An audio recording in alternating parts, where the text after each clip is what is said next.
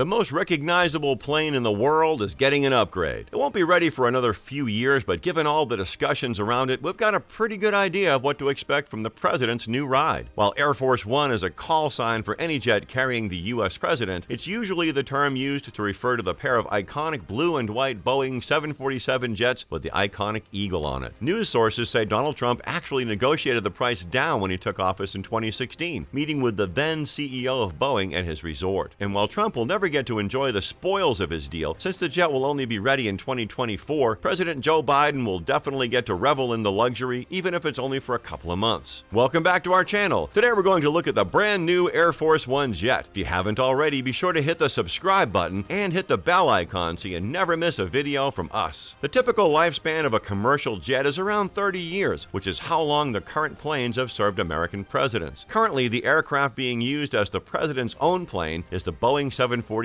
designated the VC-25A by the Air Force. The current jets span 4,000 square feet with 3 floors, armored windows, multiple medical facilities, and a kitchen that can feed 100 people at a time. Aside from carrying the president from place to place, these jets also have encrypted communications and can withstand electromagnetic pulse from a nuclear explosion. But it is now in the process of being phased out, and they will be replaced by the 747-8I, also called the VC-25B. The new jets are larger and more energy efficient, but they will carry the same number of passengers on board, which is 71. But before we dive into the brand new Air Force One, let's take a look at the line of Boeing jets that have served past presidents. Not only is Air Force One completely spec'd out with all the weapons and equipment systems you can think of, it also houses esteemed guests of the president and projects American confidence and authority wherever it touches base. Air Force One is technically not the name of the aircraft, but the call sign denoting any aircraft that happens to be seating the president at the time. This means if the iconic blue and white jet took off without the president in it, it would no longer be Air Force One. The president's plane as we know it came about from President John F. Kennedy's concept to create a flying White House. A specifically modified Boeing 707 was commissioned to carry out his vision, and the glamorous Jackie Onassis Kennedy was mentioned as being the most involved in the classic blue and white exterior and chic interiors. However, the new jets will see a massive change in everything from the exterior colors to the interior finishes. Keep watching to find out. These jets were initially ordered by President Obama when he was in office, and the price for both jets, complete with customizations, came to $4.4 billion.